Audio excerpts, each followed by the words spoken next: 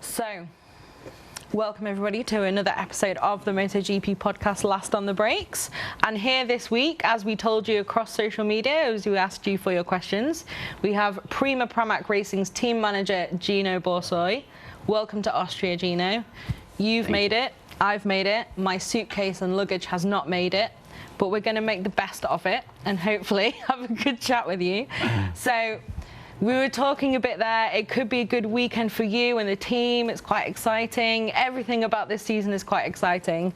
But before we talk about the now, I think a lot of people who are already super fans, who watch a lot of the broadcasts in whatever language really, you're multilingual, you come on our Not feed. really multilingual, but I'm sure you talk plenty to Sky Italy and a lot of our different broadcast partners. But for people who don't know you, where did your kind of interest in bikes begin and where did your career start? Because you didn't start as a manager, did you? You started on the bike. yeah, right. I started as a rider.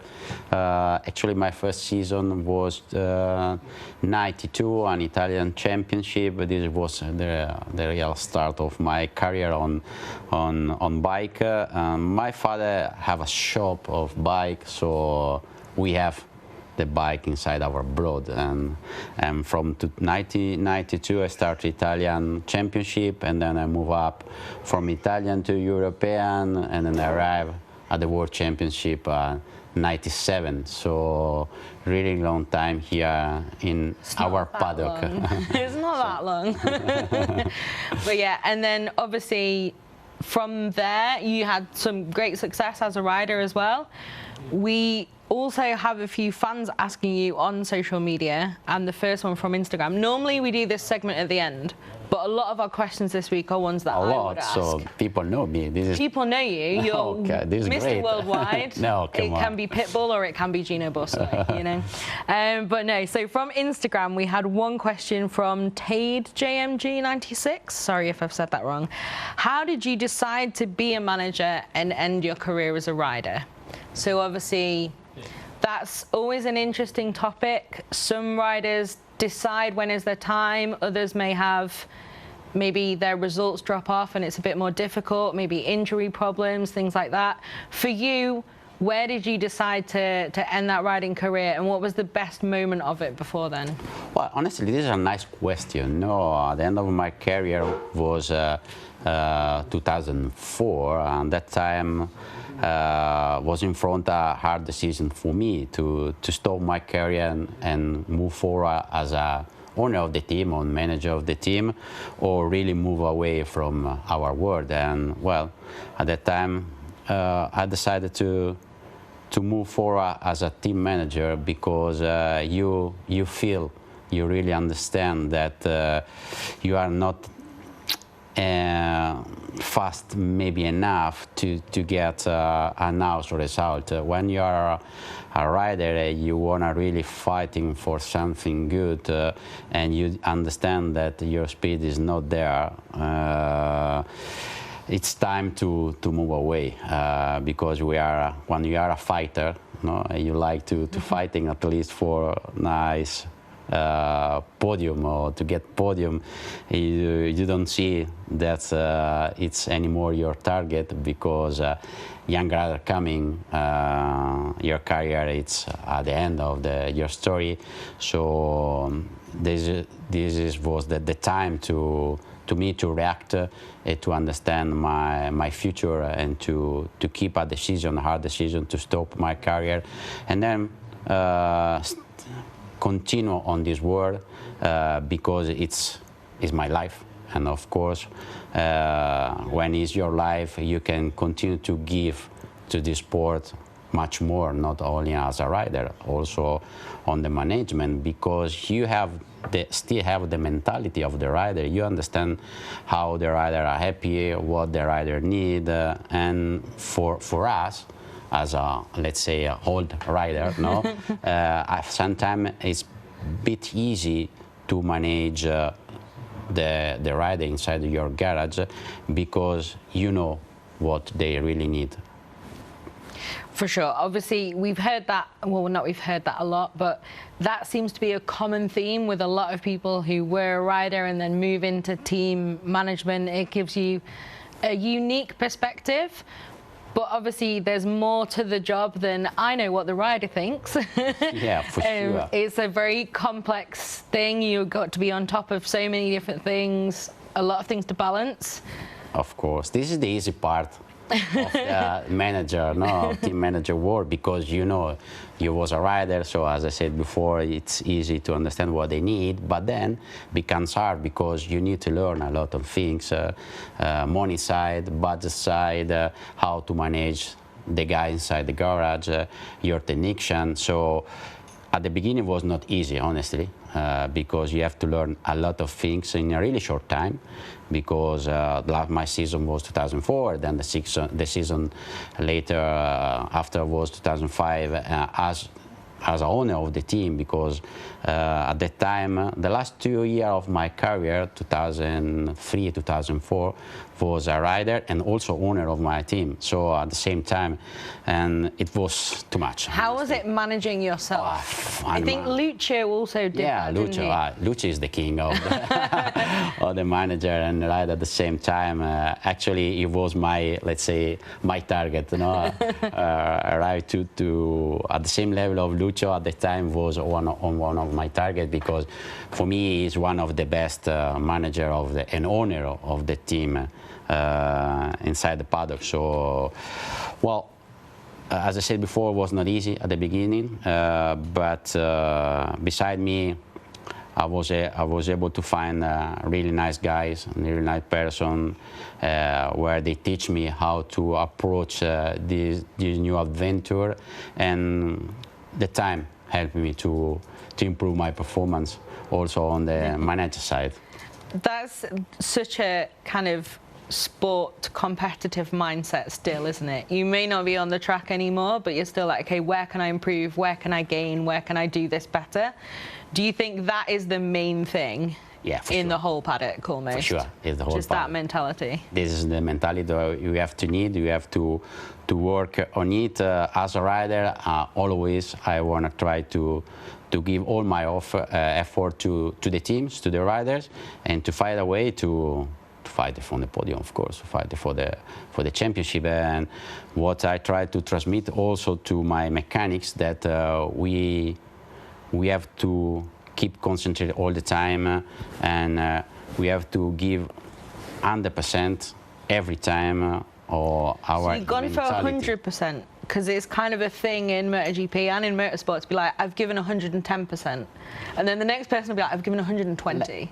No, let's give 100%. But 100 is kind of the most you can. No, you cannot, but 100% it's more than enough, because during the season it's not easy to keep 100% all the time, because as you know, we have a long calendar of races, and sooner or later you are tired, sooner or later you make some mistake, especially on the mechanic side, because they have a lot of work to do during the season, during the day, especially here in MotoGP, where they have to bike. We have to, as a Ducati team, we have to make a lot of changes on the bike, move engine from Friday to Saturday, so it's quite complicated system, and they have to keep the concentration all the time. Is not easy at the beginning, yes, and also result helped you to keep the atmosphere nice, but then when you arrive from the middle to the end of the season, where the calendar becomes difficult and complicated due to the race, overseas races, so the situation inside the garage is difficult to manage, and then as where my job starts to that's where the human side of the job is really important, right? Yeah, because I mean the flyaways are pretty. It's an interesting situation, isn't it? For me, anyway, I always feel like it's great because it's really nice that there's like this group of people, and we go just to the other side of from where the majority of the paddock, or a lot of the paddock, is from. Obviously, we have a lot of Japanese, Malaysian. They're just like, great, finally, we're somewhere near where we're from. But there's this smaller group of people going from A, B, C, D, just making this kind of happen. But then the other side of it is, it's also kind of crazy when you think about it compared to a more normal job where you go to one place, you go home, and everything's... Yeah. It's not easy to manage, honestly, because we are a small town, you know. But at the end of the day, we are fighting together. Exactly. So we have to stay sometime 3 weeks in a row out of our house. They have no family, and when they come back at home, they have the problem that the normal family have during the season, and then they are nervous because then they have to start again for the next stop, and they come at the paddock with a family problem. They are nervous, and they're where I have to talk with them, try to keep the concentration, the situation under control. So honestly, it's nice to see from outside, but then when you are here, you start to understand how difficult it is to work inside the paddock and how difficult is the work of the mechanics. It's really interesting. It is. Actually, I think we have to make a podcast. It's true. No, never mind the riders. You just follow a mechanic. Because the people know. They think the job that they have to do the weekend is not quite easy, but they know what they have to do on the bike. But it's not just the work on around the bike. It's the atmosphere, the connection between them. This is the most important thing to keep the results there, because if you don't have a nice atmosphere inside the garage, you cannot even think about the result of the race. No, exactly. So, I mean, intense. Lots of positives as well, though, especially when you win races, as you. Well, at the moment, only two. So, but yeah, it's an interesting balance then, isn't it? It's almost like there's every emotion in life all within this small space and this small sport, and it's about always finding that balance, enjoying the positives, coming back from the negatives. I mean, they're all a little bit cliche, but you know what I mean. But let's talk about the team now then, in your role now. We've got another question here. We've got a couple more about this. One is from Instagram again, is from this_Handry. How does the team find the best setup every race week? So from your standpoint, you're obviously not the person mainly doing that yourself, but that's part of everything that you're responsible for, finding that setup. You've got Jorge and Joan, quite different riders. Well, depend what they asking for. Setup of the bike, setup the mindset of the rider, setup I think it means setup of the bike. I think. Well, this is something that I don't need to think about really much, because this kind of setup are already decided from home, from Ducati and the chief mechanics. That was going to be my other question, because obviously you are, I'd say, what would you call it? You're the official independent team of Ducati almost. Yeah. You're like the first of the now impressive armada of Ducatis that we have on the grid, after obviously the Ducati Lenovo factory team. But what do you get then in that role? Because obviously we know that you share data and everything else. You have a great bike from the factory. How does it work between Pramac and Ducati and that collaboration? Yeah, as you say, we are a satellite team, but also we are the only team with a factory bike. So we need to share information. Actually, we share the information between all the Ducati teams, but the information between us and factory team are really even more important, because the bike is exactly the same. So we are all the time in discussion how to approach the next race, what we need to test, and what they want to test during the next race, and we share the work during the weekends. And then after the first day, on Friday afternoon, normally we sit down again and we try to understand which way is better, which kind of setup is better for the track, and like this we are able to approach even better compared to Honda and Yamaha of the weekend, because we analyze a lot of data. We have a lot of data, and for us on Friday afternoon, same time, we are not really far away from what we need for the setup of the race. This is what seems from the outside, that if you had to race pretty much immediately, Yeah. the Ducati is really like Ready. out the box, go. Let's say ready. But you know, I mean, that's This is one of obviously- the key of Ducati of this season, of course. It's been quite a journey to get to that point, though. Obviously, here is where Ducati were back on top with that Ian Ono win. What seems like now a completely different era almost. But you've also worked with independent Ducatis before. What are the differences that you've seen now? Can you give us any insight into this incredible? Well, compared to 2011 and 10, when we worked with Ducati at the time, when I was with Jorge, of course, or Jorge Saspar. I was going to say, you need to specify Aspar now, because people would be like, wow, Jorge Martinez. Yeah, right. Yeah, right. You have to specify Jorge Martinez Saspar, right? Which is, let's say, still my family, because after 17 years with them, so they are my family too, where I had a lot of great moments. But at that time, when we were with Ducati, if I have to compare that time with now, well, it's quite different. Honestly, we are much more involved on technical decision. We have much more, let's say, information from Ducati. Bike, as I said before, is a factory, so much better than compared to that time. And technical side, well, it's incredible how Ducati improve all the small detail to be fast all the time in every track. So I cannot even compare that time with now. Okay, well, Yeah. it does seem like that, obviously, from the outside as well. It's incredible what's been built. Yeah. And it must be pretty cool for you in your position now to be part of that as well. Because obviously it is a contribution. It's not like, oh, all the customer teams, quote unquote, are just like, oh, thank you for making that. You've had a really central role in creating it as well. Yeah, for sure, because at the end of the day, as I said before, all the information that we receive during the weekend help Ducati factory and not factory team to be fast from the beginning. So we are all together and we are all part of the result of Ducati. And then you've got to watch Aspar race with Gas and just try and deal with those loyalties. But no, going back to that era then of your career, we got another question from Twitter. Yeah. Or X, hurts me to say that, Twitter, from Romoto fan.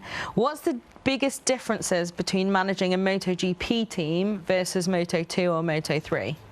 So they've really specified here what they want to know. Is it the relationship with the sponsors, a close relationship with the manufacturer, having to find more money, or a different approach by working with more mature riders?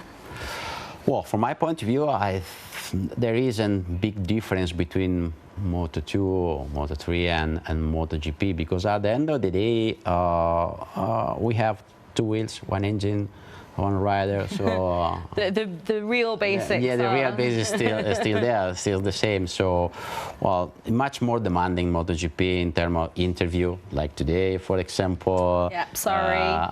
We know you all much love more these. money and involved on it, of course, and then much more people watching our races. So it seems like more important, but it's not from my point of view, because at the end of the day, Moto3 and Moto2 are the starter of the rider, and if we don't have this category, we don't have even the MotoGP rider. So we have to pay much more attention on the rider when they are young.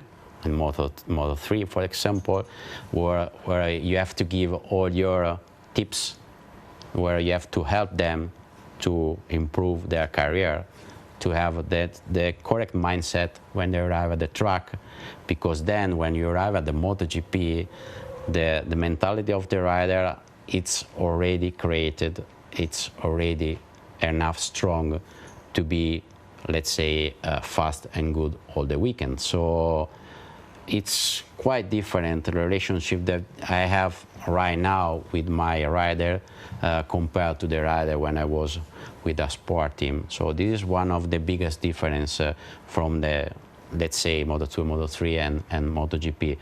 Then sponsor and connection with guest. I mean, it's quite similar. I was a bit more happy, honestly, before with Aspar, because I was much more involved on technical decision, because now we have Ducati behind.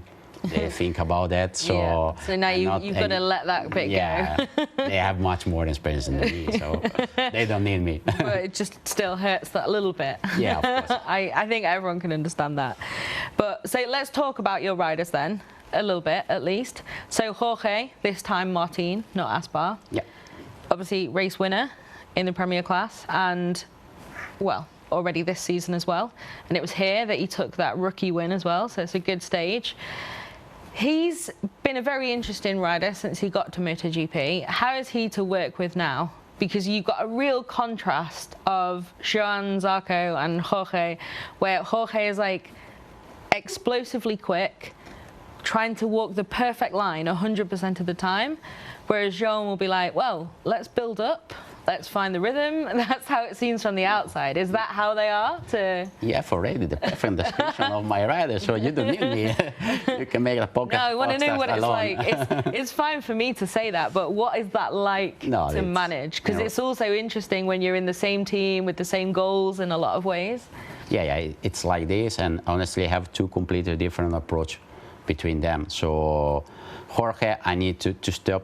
I need to discuss deeply what we need, what we have to do during the weekend, because he always thinking to start strong and fighting all the time from the podium, and sometimes we know that is not possible, so I have to keep calm then.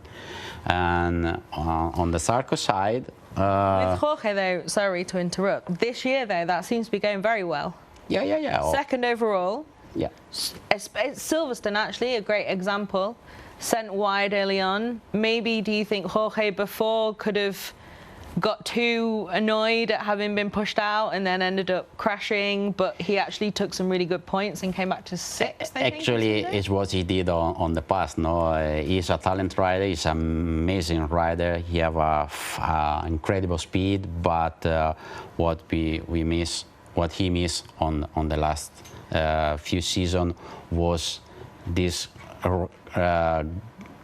good mentality to finish the race even when you don't have the perfect scenario around you, even when you don't have the perfect setup with the bike. So he was pushing all the time to try to achieve the podium, and when it was not possible, fall down. This is not good when you have to fighting for the title, when you wanna really. I was wondering if you're going to say that. I was like, go on. Yeah. When you're fighting for the championship, because of course. when you have to fighting, you wanna fighting for the championship, you have to work in a different way. When it's possible, okay, you have to fighting for the podium for the race, and when it's not, you have to bring back to the garage the bike and get the maximum result. And this is what he realized this season, and actually something that we discussed at the beginning of the season, from the beginning, that now he has an experience, he has enough experience to do that. He was Moto3 world champion, so he knows how to manage the situation. Then you have to keep this mentality and use the same mentality this season. When it's possible, okay, you have to try. When not, okay, let's bring back the bike. It's enough, because at the end of the season, you have this kind of point in your pocket, and then you really think about the championship. Otherwise, you just throw away, and you can have an injury. And when you have an injury, especially this season, when we have 2 races in 1 week. 3,000 points in 2 weeks in Asia as well. You understand perfectly the problem. No? So exactly. On the Zarco side, also I had a nice meeting, and actually we talk quite often during the weekends, before the weekend, and we start to understand how to approach the next race, where we are, what we achieve from the beginning of the season to now, and I'm really happy because he did an amazing job from the beginning. He followed what I asked him. He followed my tips, and also he followed the idea of the chief mechanic. So he started to believe much more in himself. He have a great team behind, people that trust really on him. So he becomes stronger and stronger. And for me, we can see even more from Zarco's side. He's not arrive at the top, and from now to end of the season, maybe be careful because he can be there for fighting for something really nice. There's an official Pramac prediction. Yeah, there, of course. I have no doubt about that. He is, considering obviously he was the first person to defend the intermediate class crown since Jorge Lorenzo, I want to say. Did Lorenzo do it? Yeah. When he won Moto2 back-to-back, obviously the first to do it in Moto2. He's had some amazing races in MotoGP, pole positions, podiums. It seems so just unlucky is maybe not the word, but unfair that he doesn't have that win. Do you think that's a yet? Oh, well, he's been at the top level so much longer than a lot of other riders who maybe retired with 2, 3, 4 Premier Class wins when things came together on their day. Well, everybody talk about that and want to put much more pressure on Zarco.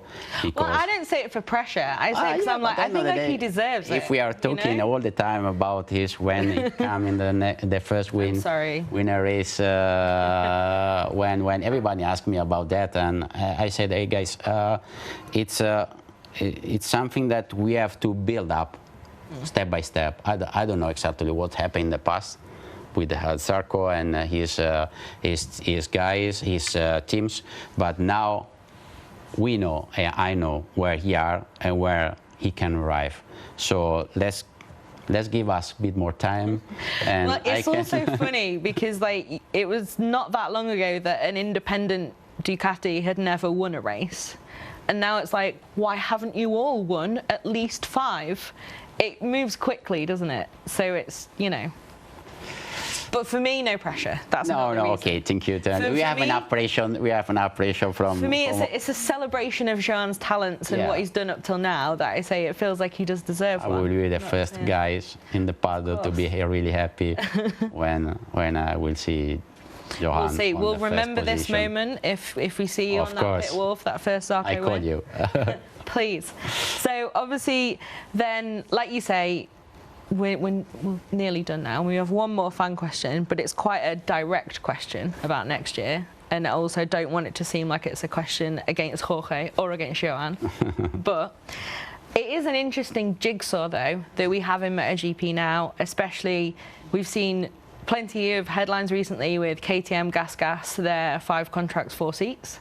As it is at the moment, we have obviously 8 Ducatis. You guys have 2 factory bikes. The factory team have 2 factory bikes. Then you've got a really interesting newer project in Muni VR46 with their riders who've also come through like their own separate cantera almost with Valentino. Right. Sorry to English people. That literally translates as quarry, which does not make sense for us.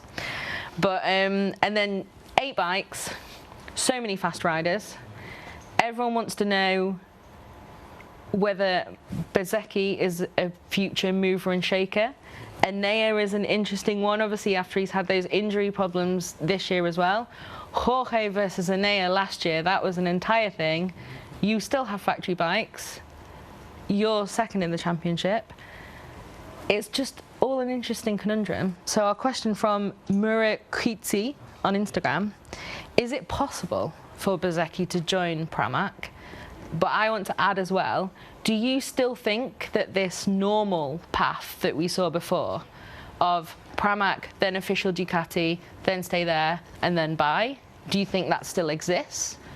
Do you think that, how do you see this? Because there's so many good seats and so many good bikes.